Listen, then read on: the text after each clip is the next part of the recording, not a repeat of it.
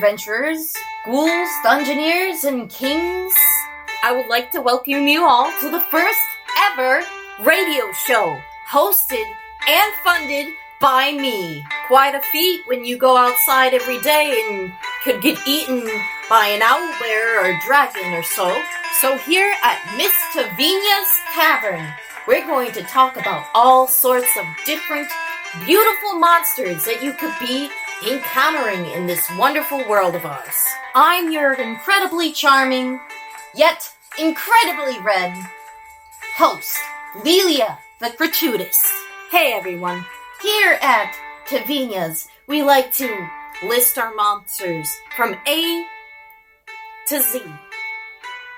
So we will be starting off today in the A category. Our first monster, I have a lot of adventurers coming in and telling me legends and stories of things they might have seen in the deep dark crypts of what we call the Underdark. Now, to enter the Underdark, we would have to go way below the surface. So if you can close your eyes and lean back on that stump that you call a chair, I can take you to the Underdark. The first thing you hear is dripping. A sound so familiar, yet in here it seems to bounce off the cave walls and permeate your ears. As you slowly open your eyes, you notice the beautiful scenery around you. The glowing rocks, bioluminescent fauna, but something about this scenery is still off-putting. You notice you can't really move around very much. And when you go to lift your hand, you see it's coated in a thick slime. Looking around you, you notice there's actually a ton of trails of thick slime. As you're looking around, you suddenly hear a shuffling noise coming from the other end of the dimly lit tunnel. As the shuffling gets closer, you hear another muted but more concerning noise coming about with it. Something that sounds like a slither. A very, very slimy one. Oh, wait a minute. I can hear you now. You guys are all saying, wait a minute. Lelia, you didn't tell us the name of the monster. And I would have to say, right to your begging faces, you're right. I did. Unless you can't speak through telepathy. In that case, I didn't. And I will have to tell you that the monster we are reviewing today is the telepathic aboleth. Now, aboleths are gigantic amphibious creatures that hail from the far realm, a distant and unfathomable plane.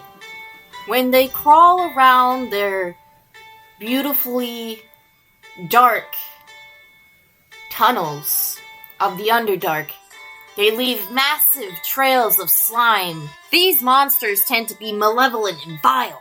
They tend to do the unthinkable and enslave human beings, making them minions and also, or, horrifying creatures. Oh, great. Now I bet you're wondering, what actually happens when you encounter and get killed by an aboleth? Well, my freaky friend, I can tell you that by putting you right back into that scene where you're gonna first encounter your first aboleth. In the halls of the Underdark, the shambling you heard earlier has just gotten louder. And around the corner, you can see a little bit of a shape forming in the dark. Something's body is dimly lit by the fauna around it. Two other bodies are shuffling on either side of it. as the creature comes into view.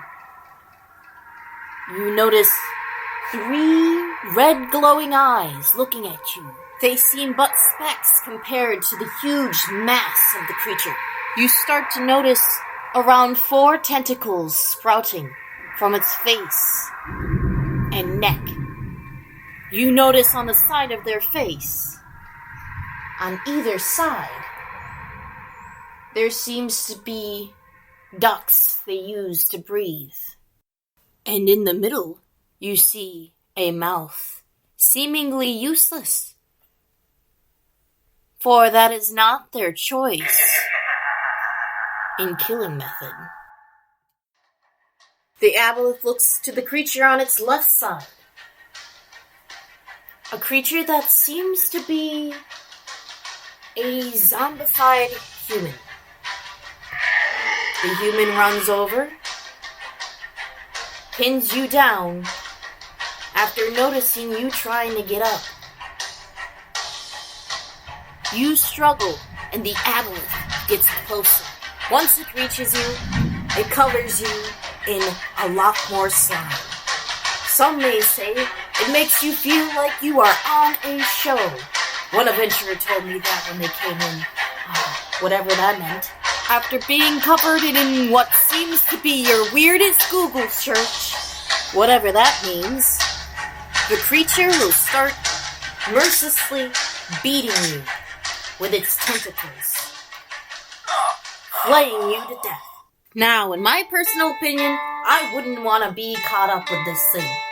From what it sounded like to me, this thing is able to 1. brainwash you and turn you into its personal minion, and 2. sneeze on you and then beat you to death in the most disrespectful way possible. This crazy creature can ruin any man's day. Or goblin. Whatever you are. Although, this is not the only aboleth there is. There is a couple that do a couple different things. One aboleth I've heard of from an adventurer named Todd is an aboleth lasher. But before we do, I want to slow down and I want us all to appreciate the name Todd. Yeah. Todd. Well, anyways, the aboleth we saw down there was aboleth lasher. It's one of the slimiest, ookiest, most good-looking aboleths that you could encounter. That slime will certainly keep you still while you can admire its wonderful face. Everybody loves a good lasher. Although I couldn't help hearing about that wonderful little piece of aboleth slime made. An Azamar named Simba told me that the other day. Hair as gold as the rays of the golden sun. These greasy boys love to just throw their grease everywhere. Just sling it and pop it over to you, bursting it into your face and everything. It's kind of gross when you think about it. And we all might need to take a couple showers after that one, bud. Last one is one I heard about from a goblin named Snook. He told me of a story about sneaking away from one of these big boys while it was, I guess, forming someone. The aboleth overseer is one that has psychic powers and likes to target one particular person at a time so they can try to enslave them to make them aboleth servitors. Darn! Imagine having that no good, very bad day. You don't even have any very bad days left, or even control of your own body. Yes, I very, very, very much agree that aboleths are dangerous creatures. But imagine being a human slave, huh? I wonder how they would go about that. Well, adventurer, I heard that they perform a specific ritual or such to turn you into one of those gross, wiggly things. It's been reported by medicine man and woman alike that when you become a servitor of an aboleth, your skin becomes clear and slimy, like an uncooked hard-boiled egg sack, jiggly and gross, and when you poke it, it might become kinda oozy. Although it sounds pleasantly disgusting, they use this skin to breathe and glide underwater.